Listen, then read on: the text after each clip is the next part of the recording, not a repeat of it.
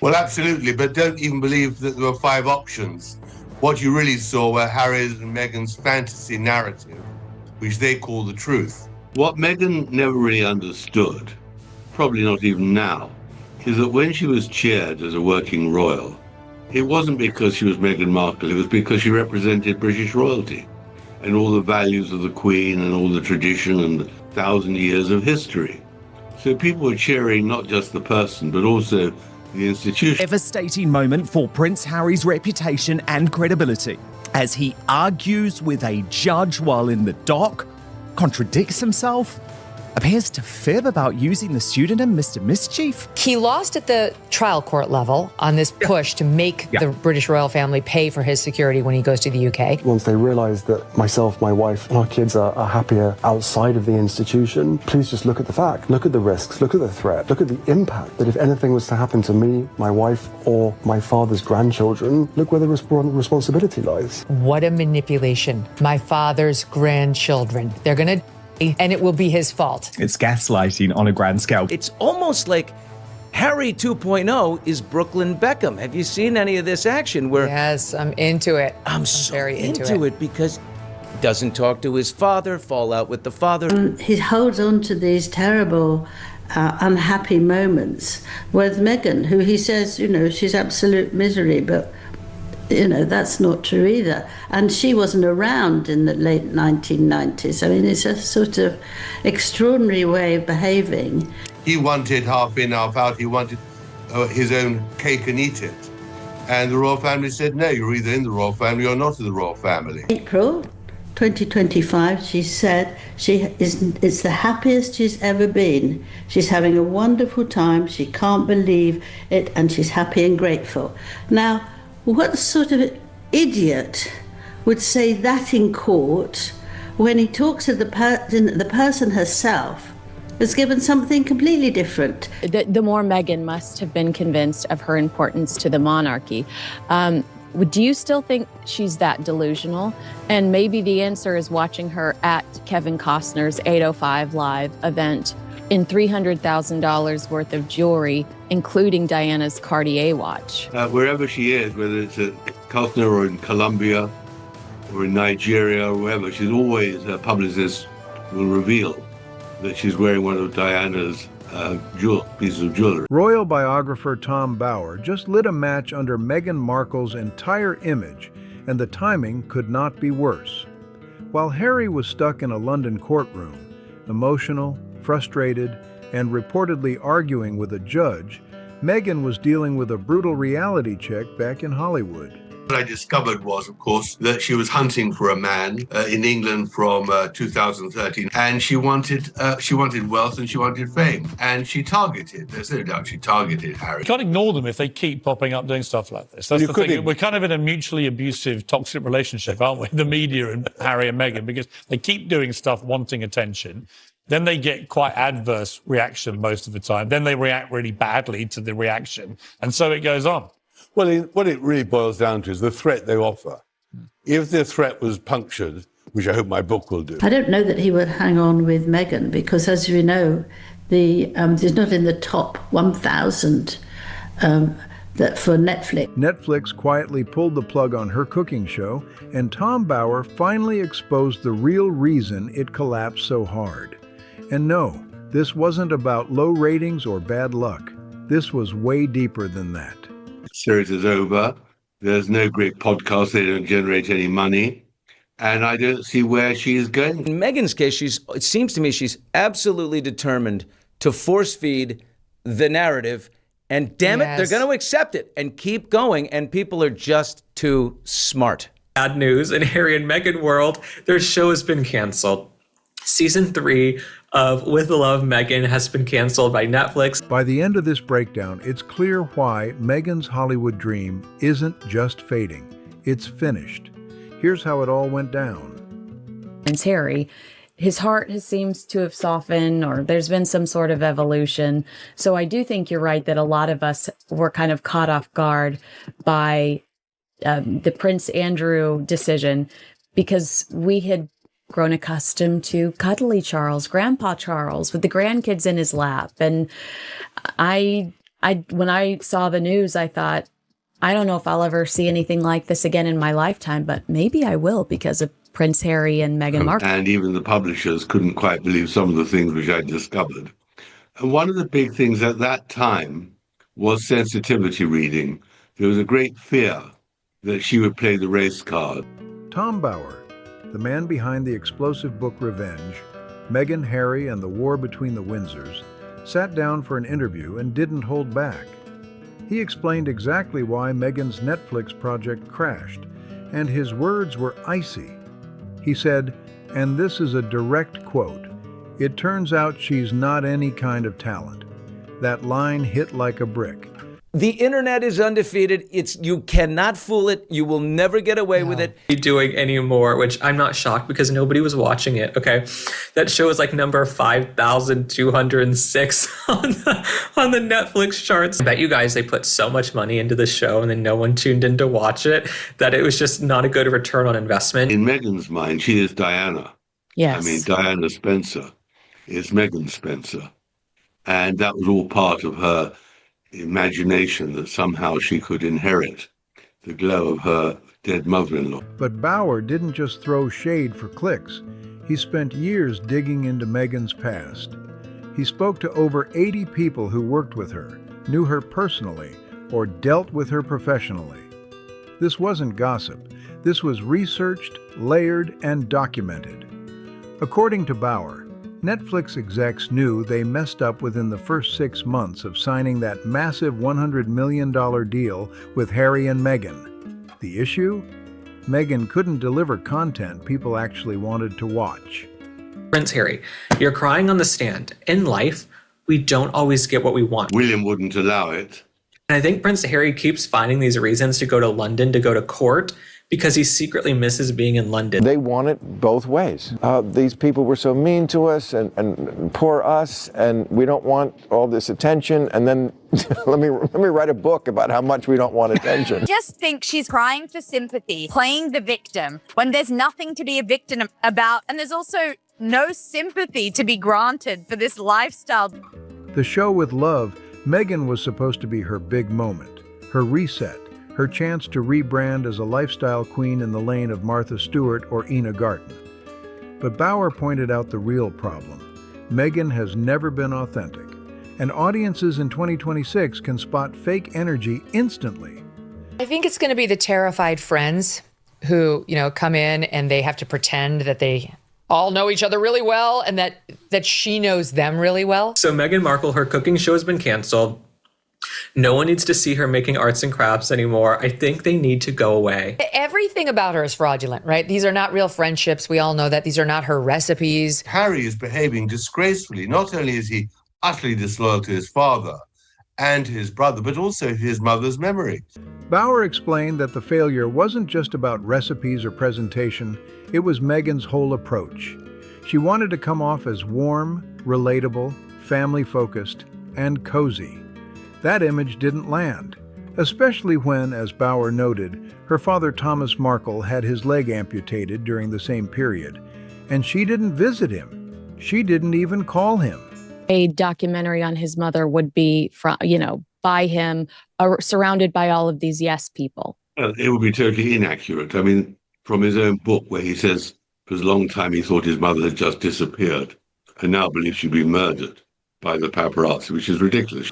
So, how do you sell home, love, and family when your real-life actions say something totally different? Bower didn't dance around it. He called the hypocrisy straight out, and it was brutal. And the numbers? Even worse. Harry's evidence came forward a day. So Harry originally wasn't meant to be giving evidence until tomorrow. Now, I think it scrambled him a bit. He seemed uneasy from the moment he arrived. He didn't really settle properly in the witness box. And he came in, and Anthony White very cleverly immediately got him onto this thing of being part of the institution lane. And right from the off, Harry was on the defensive and very bristly and very abrasive.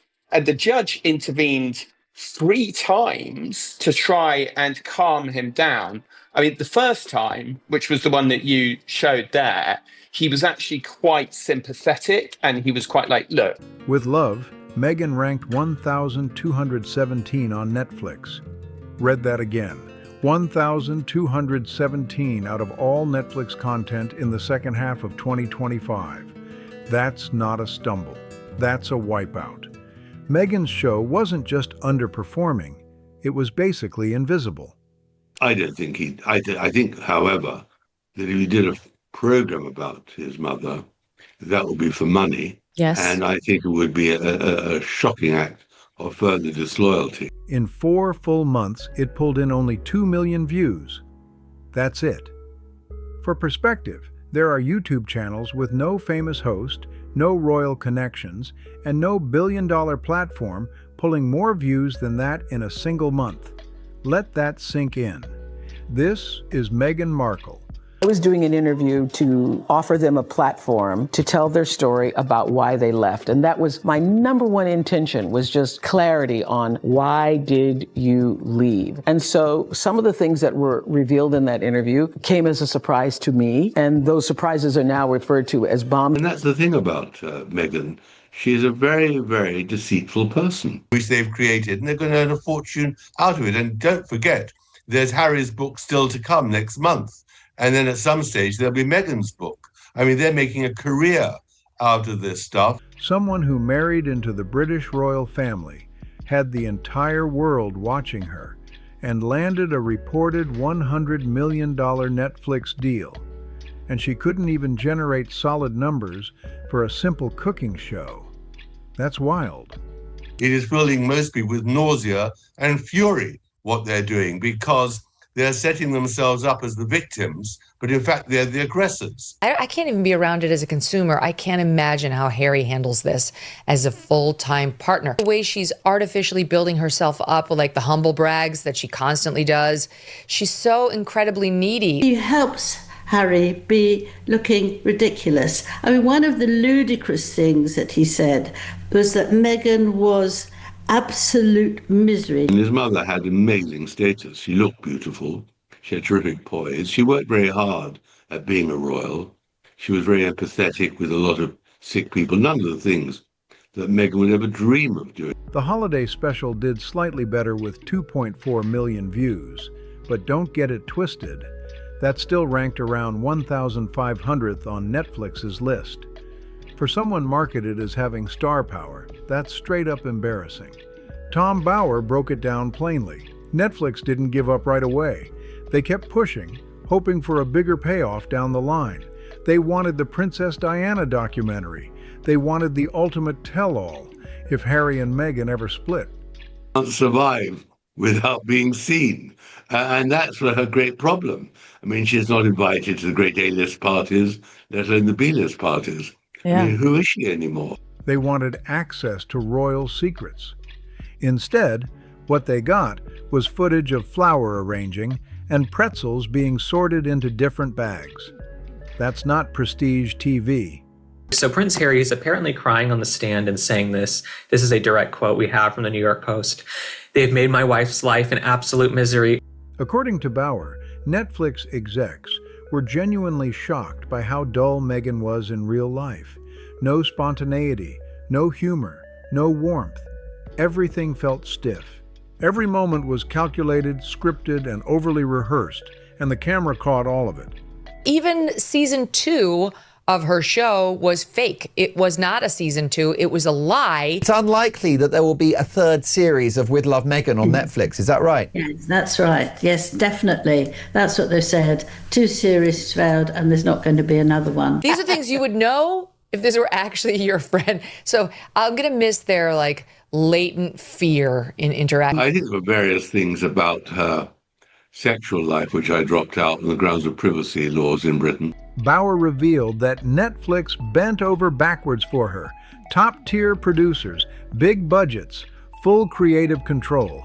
And still, nothing people actually wanted to watch. This is my job. I understand that this is a big moment for you.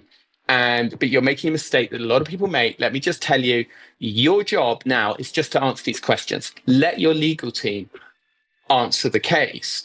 And Harry seemed to kind of go, okay, my lord, yeah, whatever. Then he carried on. Then he did it again. And then he did it a third time. And it was really bad the third time. So. And here's where Bauer's analysis cuts deep. He said, Meghan's core issue is that she can't connect with regular people. That disconnect bleeds through the screen. Last year, she was about to promote her Netflix series and didn't want to, firstly, be seen with Harry, and secondly, didn't want to go somewhere where she'd appear cheap and give it gratis. And this year, she is desperate to be seen. Yes, I mean, it's actually £39 million that he might have to pay. Archwell, their company, is not a charity. It's a commercial organisation. They give very little money away for charity. Bauer pointed out that every successful lifestyle personality has one thing in common: authenticity. Martha Stewart built a real business from the ground up. Even Gwyneth Paltrow, who gets dragged constantly, still comes off as genuinely herself. But Meghan, according to Bauer, is playing a role. She's acting like someone she's not, and modern audiences catch that instantly. He was trying to humiliate her by clearly suggesting she came onto him. There was a little incestual dance. Oof. People who worked on the Netflix show told Bauer that Meghan was difficult, demanding, and impossible to satisfy. Scenes were reshot again and again just because she didn't like how she looked. She obsessed over every detail of her appearance, but barely cared whether the content actually landed. To sit here and go through this again, and to hear them claim in their defense that I don't have any right to privacy, is disgusting. They have made my wife's life an absolute misery. Harry is vengeful, bitter, angry. There's so much rage in there. I think Prince Harry would rather travel to London to sit in a courthouse than be stuck in the asylum with her and Montecito. One story Tom Bauer shared says everything. Apparently, Meghan insisted her hair had to look perfect in every single shot, even while she was supposedly cooking. I think it's absolutely shocking, isn't it? I mean, he's trying to have an argument with the lawyer who's supporting the Mail. Now, that's ridiculous because he's not supposed to do that. He's supposed to answer a question. That alone raised eyebrows. Anyone who actually cooks knows this. You tie your hair back. You don't worry about glamour when you're working with food. Real cooks focus on the work, not the camera. But Meghan wanted magazine cover energy, not kitchen reality. She wasn't trying to look like someone cooking. She wanted to look styled, polished, and posed.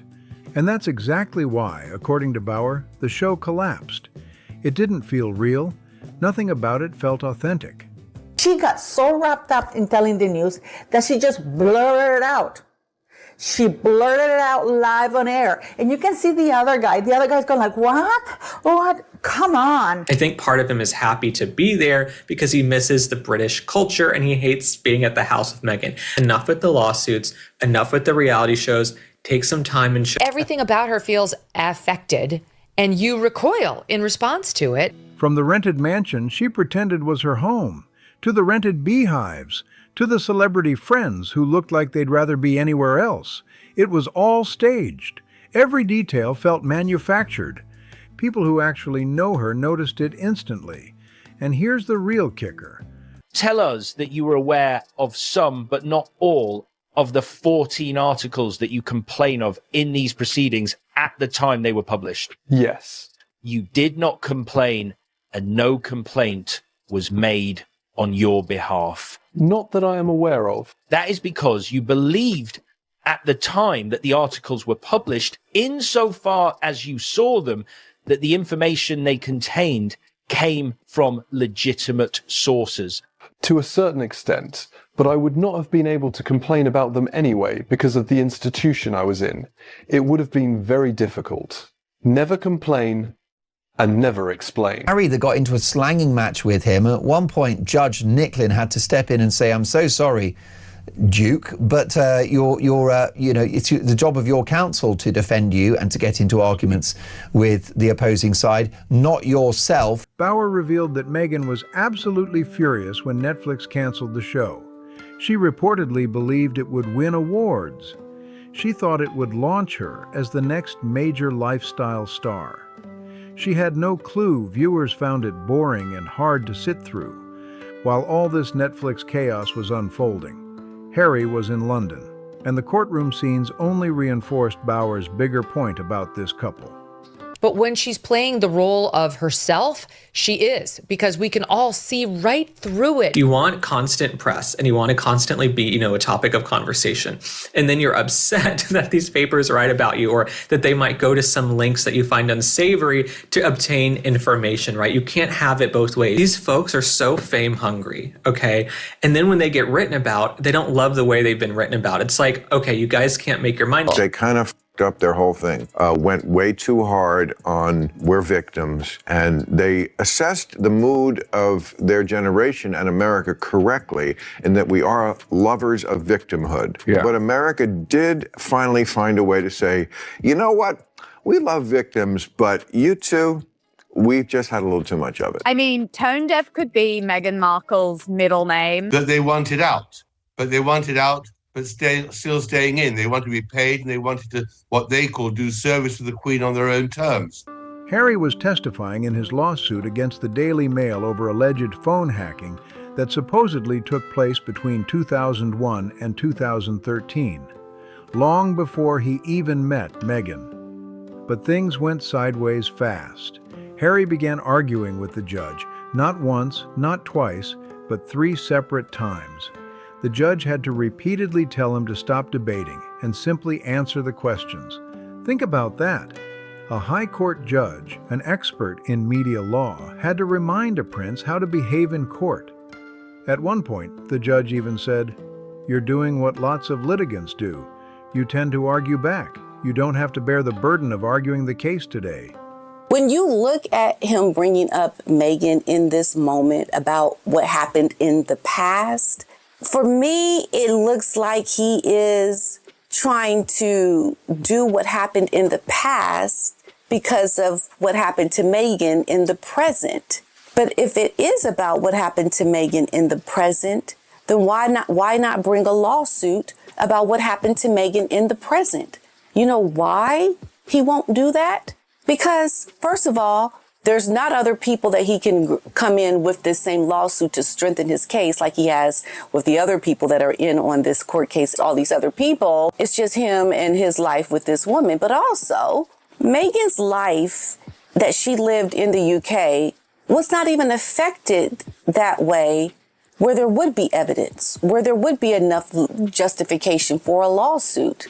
It is all caught up on an emotional high, emotional roller coaster of, having to work with the press, having to then be, part of the press's news gathering, story making arm. And there's no real balance between the two. But at the same time, that's just the life you get. It's a quid pro quo. You get this luxurious life. You're born into privilege.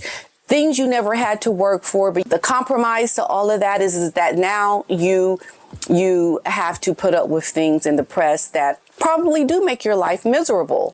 But Harry couldn't rein it in. Then, in the middle of testimony, he broke down. His voice cracked as he said, "They have made my wife's life an absolute misery." Here's the issue.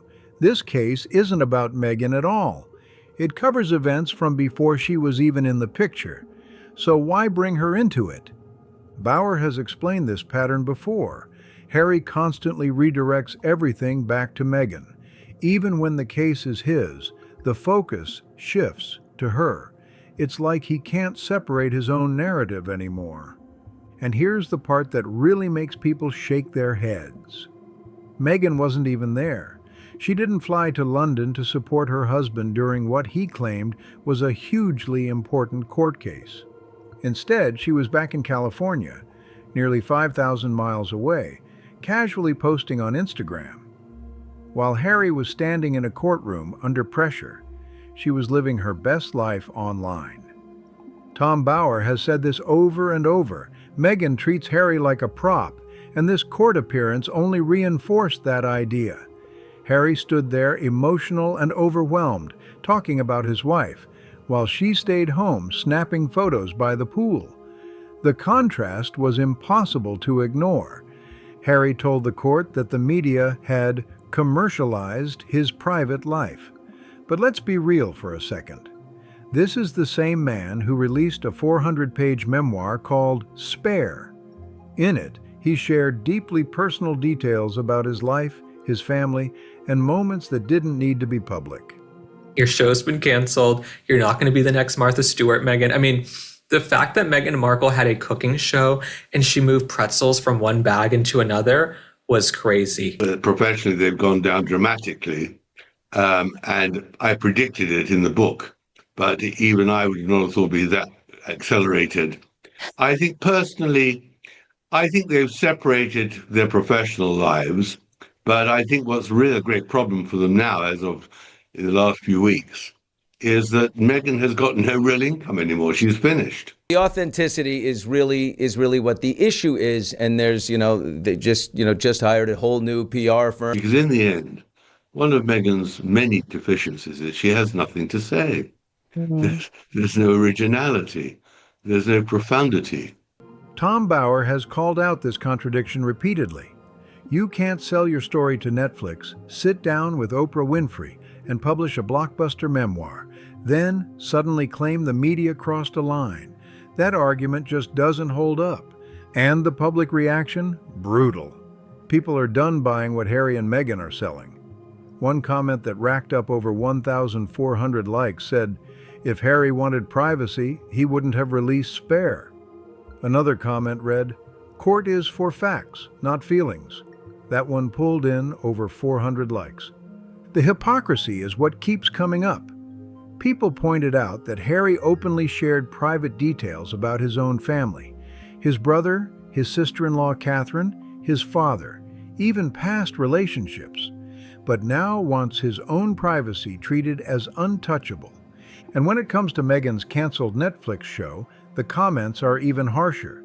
Some viewers openly celebrated the cancellation. One wrote that they were tired of the behavior and double standards. Another said Netflix finally grew a backbone. The message from the audience is loud now. And it's not the one Harry and Meghan expected. What we're seeing now is exactly what Tom Bauer said would happen. He warned years ago that people would eventually get tired of Harry and Meghan's victim routine. He said the moment audiences realized they had nothing to offer beyond complaints and demands, the support would disappear. And that moment is here. The Netflix cancellation proves it. Harry's courtroom meltdown proves it. The interest is gone. Bauer nailed it when he said the opposite of love isn't hate, it's indifference. People don't even rage about Harry and Meghan anymore. They just scroll past, and once the audience stops caring, it's over. So what happens next? According to Tom Bauer, the outlook is rough, especially for the Sussex brand. First, Bauer predicts that Netflix will quietly cut ties completely within the next year. That so-called first look deal isn't a partnership anymore. He bought 12 episodes and you sliced it. What do you, everybody Craft knows Services that. did not come back. The trucks did not drive up the driveway again and relight the whole place. It's Netflix backing away without a press release. One industry insider called it slow ghosting, and the name fits perfectly. Second, Bauer believes the money situation is getting tight, fast.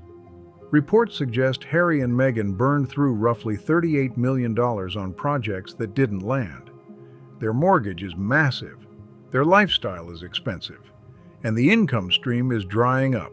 Bauer has said Meghan is in panic mode. That's why she ran back to Sunshine Sachs, her old PR firm. That's why she's allegedly trying to get close to Jennifer Aniston through social connections. That's why she launched those cringe bookmarks that say, "Fell asleep here." According to Bauer, everything Meghan does right now screams urgency. She's tossing ideas at the wall, hoping something sticks, but nothing is landing. Third, Bauer predicts Harry will lose his court case against the Daily Mail. The evidence just isn't there. He's leaning on emotion, not facts, and he's already shown the court he struggles to follow basic courtroom boundaries. Bauer even suggested Harry might secretly enjoy being back in Britain, the culture, the familiarity, because life in California hasn't delivered what he expected. And if Harry loses, the consequences are brutal.